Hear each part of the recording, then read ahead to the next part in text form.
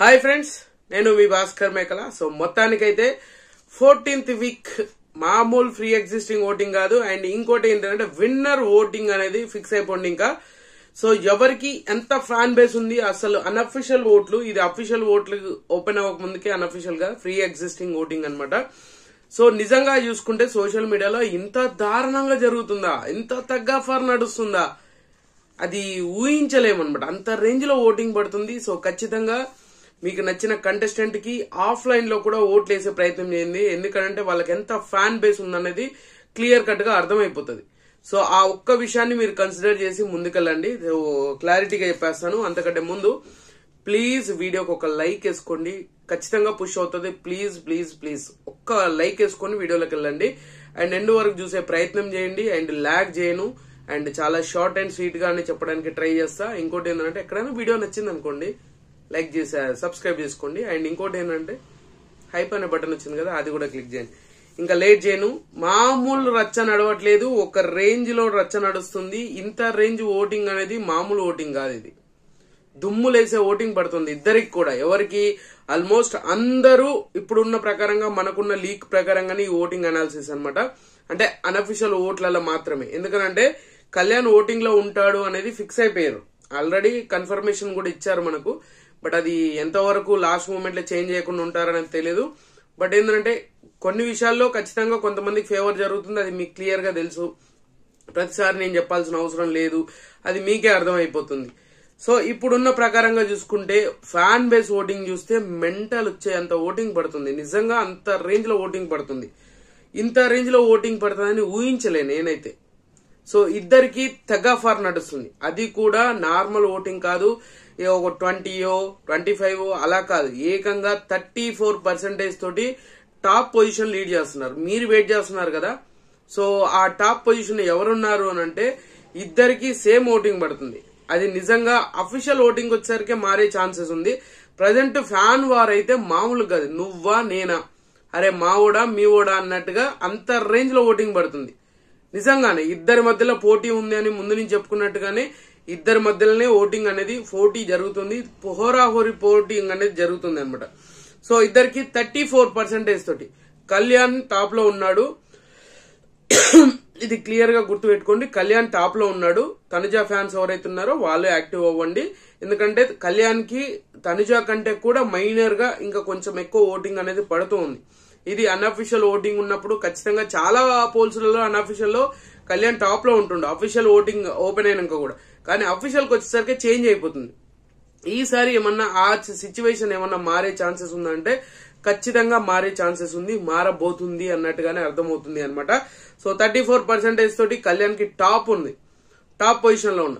Second position వచ్చేసరికి top position కి equal గా మైనర్ డిఫరెన్సెస్ తోటి తనుజ ఉంది. 34% తోటి సెకండ్ పొజిషన్ లో ఉంది. ఇది only fan base voting, maximum fans మాత్రమే ఓటింగ్ అనేది వేస్తారు. సో న్యూట్రల్ ఆడియన్స్ అనేది దీన్ని పెద్ద కన్సిడర్ చేసుకోరు. ఎందుకంటే అఫీషియల్ గా ఓపెన్ అయినాక వాళ్ళకు ఆట నచ్చి, వాళ్ళ సిచ్యువేషన్ నచ్చి, ఆడున్న పరిస్థితులను బట్టి ఎవరికి కనెక్ట్ అయితే వాళ్ళకు ఓట్ బ్యాంక్ పెరుగుద్ది. అది మాక్సిమం ఖచ్చితంగా ఎవరికైనా పెరగొచ్చు. అది అఫీషియల్ ఓటింగ్ వచ్చినాక మారిపోయే ఛాన్సెస్ ఎక్కువగా ఉంది అనమాట. సో 34% తోటి బీభత్సంగా కళ్యాణ్ కి అంత పాజిటివిటీ అంత రేంజ్ లో లేపుతున్నా కూడా అదే ఓటింగ్ పడుతుంది. తనుజాకి ఆ రేంజ్ లో నెగిటివిటీ ఉన్నా, అంత రేంజ్ లో నెగిటివ్ గా చూపిస్తున్న బిగ్ బాస్ ప్రతి ఎపిసోడ్, ప్రతి సిచ్యువేషన్, ప్రతి ప్రోమో ఏదైనా కానీ తనుజకు అగెనిస్ట్ గానే ఉంటది. తనుజకు ఫేవరబుల్ గా ఏది ఉండదు. అయినా కూడా ఈ రేంజ్ ఓటింగ్ పడుతుంది. ఇది మీరు అబ్జర్వ్ చేయాల్సిన విషయం.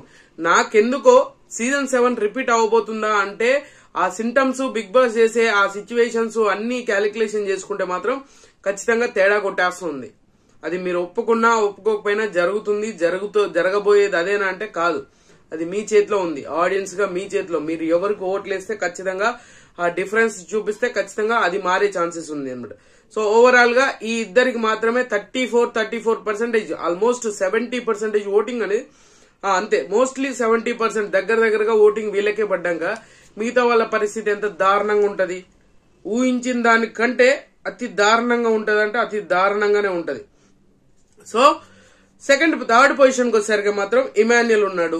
అరే నిజంగా ఇమాన్యుయల్ ని చూస్తే పాపం అనిపిస్తుంది ఎవరికైనా. ఇంత రేంజ్ లో గేమ్ ఆడి ఇంత రేంజ్ లో ఎంటర్టైన్మెంట్ చేసి ఇంత ప్రతి సిచ్యువేషన్ లో ఇంత నెగిటివ్ కాకుండా ఇంత పాజిటివిటీ తోటి ముందుకెళ్తున్నా ఇంత చేస్తున్నా కూడా ఓట్ బ్యాంక్ అనేది విన్నర్ కి తగ్గట్టుగా అట్లీస్ట్ విన్నర్ కి దరిదాపులో కూడా ఓట్ బ్యాంక్ అనేది పడట్లే. సో ఇమాన్యుయల్ ఫ్యాన్స్ ఎవరైతే ఉన్నారో ఖచ్చితంగా మీకు ఈ వీక్ ఉంటది, నెక్స్ట్ వీక్ కూడా ఉంటది కాబట్టి ఖచ్చితంగా మీరు యాక్టివ్ అవ్వండి, తగ్గాఫర్ ఇవ్వండి. సో ఇమాన్యుయల్ ఫ్యాన్స్ అనే కాదు, ఎవరి ఫ్యాన్స్ అయినా కూడా గట్టిగా పోటీ ఇవ్వడానికి ట్రై చేయండి. ఓట్లు స్ప్లిట్ చేసేసి మా వాళ్ళకి ఎట్లా ఓడిపోతారు కదా వేరే వాళ్ళకి వేద్దాం అలాంటివి చేయకుండా మీకు నచ్చిన కంటెస్టెంట్ కి చేయండి. సో ఇమాన్యుయల్ కి 10% తోటి థర్డ్ పొజిషన్ లో ఉన్నాడు, 10% ఓటింగ్ తోటి థర్డ్ పొజిషన్ లో ఉన్నాడు అనమాట. సో తర్వాత ఫోర్త్ పొజిషన్ వచ్చేసరికి మాత్రం ఇది కొంచెం ఇంట్రెస్టింగ్ గానే ఉంది. ఎందుకంటే నేను సంజన ఉంటది అని చెప్పేసి అనుకున్నాను ఫోర్త్ పొజిషన్ లో. సో సంజన లేదు, సంజనాకి ఓట్ బ్యాంక్ అనేది అన్అఫిషియల్ లో ఓట్ బ్యాంక్ పడుతుంది కానీ అఫీషియల్ కి వచ్చేసరికి ఓట్ బ్యాంక్ చాలా తక్కువ ఉంటుంది అని అంట, మైనర్ డిఫరెన్సెస్ అంట. సో అలాగే డెమోన్ కూడా ఓట్ బ్యాంక్ చాలా మంది ఎక్కువగా చెప్తున్నారు, డెమోన్ కూడా వెరీ డేంజరస్ పొజిషన్ లో ఉన్నాడని ప్రతిసారి చెప్తున్నాను. డెమోన్ కి అంతా ఓట్ బ్యాంక్ పడట్లేదు, అది గుర్తుపెట్టుకోండి నేను చెప్పేది. సో ఇక్కడ ఏంటంటే భరణి ఫోర్త్ పొజిషన్ లో ఉన్నాడు, 5% ఓటింగ్. ఇద్దరే ఓటింగ్ అంతా 70% తీసుకెళ్తే 100 లో 70% వాళ్ళే 70 తీసుకుంటే ఇంకా మిగతా వాళ్ళ పరిస్థితి ఏంది, మిగతా 5గురి పరిస్థితి ఏంటి? అరే అరాకుర మీకు కొంచెం మాకు కొంచెం అన్నట్టుగా అలా పడేసుకుంటూ వెళ్ళిపోయినట్టు ఉంది వాళ్ళ పరిస్థితి, నిజంగా దారుణంగా ఉంది. సో ఇమాన్యుయల్ కి 10% అయితే భరణి గారికి 5%. సో చాలా అంటే చాలా హారబుల్ ఓటింగ్ ఇది. మిగతా వాళ్ళకి పెద్దగా ఓట్ బ్యాంక్ అనేది అసలు సింగిల్ డిజిట్ కే పరిమితం అవుతుంది, ఎందుకంటే ఇమాన్యుయల్ ఓటింగ్ కూడా చాలా తగ్గిపోయింది. సో అనుకున్న రేంజ్ లో ఓట్ బ్యాంక్ అనేది పడట్లేదు. సో ఇక్కడ భరణి గారు ఫోర్త్ పొజిషన్ లో ఉన్నాడు 5% ఓటింగ్ తోటి. ఆ తర్వాత పొజిషన్ ఫిఫ్త్ పొజిషన్ వచ్చేసరికి మాత్రం సంజన గారు ఉన్నారు. సంజన గారి ఓట్ బ్యాంక్ కూడా చాలా అంటే చాలా తగ్గిపోతూ వస్తుంది. అండ్ సంజన గారు డేంజర్ జోన్ లో ఎలిమినేషన్ జోన్ లో కూడా వచ్చారు. అలాగని చెప్పేసి ఎలిమినేషన్ జోన్ లో ఉన్నారని కాదు, నిజంగానే ఓట్ బ్యాంక్ చాలా తక్కువ ఉంటదంట సంజనకి లాస్ట్ వీక్ లో కూడా. అంటే వీళ్ళకి పెద్ద డిఫరెన్సెస్ ఏమీ లేదు అని చెప్తున్నారు. ఇక్కడ ఏమైపోతుందంటే ప్రాబ్లం, మిస్డ్ కాల్ డేటా అనేది ఇంపాక్ట్ చూపిస్తుంది, లాస్ట్ లో ఇంపాక్ట్ చూపిస్తుంది అది మిస్డ్ కాల్ డేటా అనేది, అది కొంచెం కన్సిడర్ చేసుకోండి. అండ్ సంజనాకి కూడా 5% ఓటింగ్ తోటి ఈమె 5th పొజిషన్ లో ఉంది. అండ్ 6th పొజిషన్ వచ్చేసరికి డెమోన్ ఉన్నాడు. సో నిజంగా డెమోన్ కి ఇప్పుడన్నా ఓట్ బ్యాంక్ పెరుగుతుందేమో అనుకున్నాను, ఎందుకంటే రీతు ఎలిమినేషన్ అయినాక ఆ ఓట్ బ్యాంక్ అనేది కంప్లీట్ గా ఈయనకి షేర్ అవుతే అట్లీస్ట్ ఒక 2-3% అన్నా ఆమెకున్న ఓట్ బ్యాంక్ షేర్ అయింది అనుకోండి, వర్కౌట్ అవుతుంది. సో ఆ సిచ్యువేషన్ ఖచ్చితంగా క్రియేట్ చేయగలగాలి, అది క్రియేట్ చేస్తారా లేదా అనేది తెలియదు, బట్ ఆడియన్స్ చేతిలో ఉంది, ఆమె ఫ్యాన్స్ రీతు ఫ్యాన్స్ చేతిలో ఉంది. సో అలా ఏమన్నా వర్కౌట్ చేస్తే మాత్రం మారిపోయే ఛాన్సెస్ ఉంది, సీన్ సితారా సిచ్యువేషన్స్ మారే ఛాన్సెస్ ఎక్కువగా ఉంది. డెమోన్ ఫౌన్ కి 4% ఓటింగ్ ఉంది అండ్ 6th పొజిషన్ లో ఉన్నాడు. అండ్ 7th పొజిషన్ వచ్చేసరికి మాత్రం సుమన్ శెట్టి ఉన్నాడు. కానీ సుమన్ శెట్టి ఫ్యాన్స్ నిజంగానే వెరీ టిపికల్ గా డిఫికల్ట్ గా ఏముంటాయో అవన్నీ మాటలతోటి చాలా డిఫికల్ట్ గా ఉన్నారు. ఆయన ఫ్యాన్స్ ఎవరైతే ఉన్నారో, సుమన్ శెట్టి ఫ్యాన్స్ ఎవరైతే ఉన్నారో వాళ్ళు చాలా అంటే చాలా డిఫికల్ట్ గా మాట్లాడుతున్నారు, సిచ్యువేషన్ ఆ విధంగా ముందుకెళ్తూ ఉంది. సో అది కొంచెం కన్సిడర్ చేసుకోండి, అది కొంచెం కన్సిడర్ చేసుకొని ముందుకెళ్లడం అనేది చాలా ఉత్తమం. అండ్ సుమన్ శెట్టికి కూడా 4% ఓటింగ్ అనేది పడుతూ ఉంది. సో ఓవరాల్ గా చూసుకుంటే మాత్రం ఇద్దరి మధ్యనే తగాఫర్ నడుస్తుంది, అది కళ్యాణ్ తనుజ వీళ్ళిద్దరి మధ్యనే నడుస్తుంది. అఫీషియల్ ఓటింగ్ వచ్చినాక ఆటోమేటిక్ గా మన తనుజకి ఓట్ బ్యాంక్ అనేది పెరుగుతూ ఉంది, అది అఫీషియల్ ఓటింగ్ లో.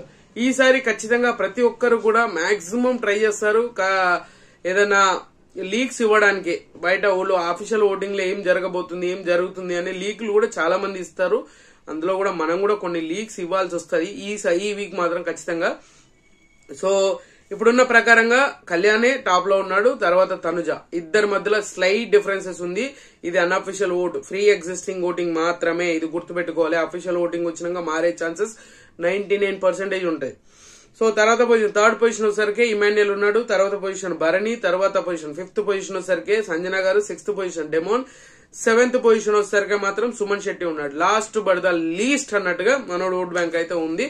సో ఖచ్చితంగా మీకు నచ్చిన కంటెస్టెంట్ ఓట్లు వేసుకోండి, మీకు విన్నర్ అయ్యే ఛాన్స్ చిన్న ఇంత సిచ్యువేషన్ లో కూడా మిస్ అవ్వచ్చు, అది కూడా మిస్ అవ్వకుండా చూసుకోండి. ఎవరి ఫ్యాన్స్ వాళ్ళకి అలర్ట్ గా ఉండండి, వేయండి.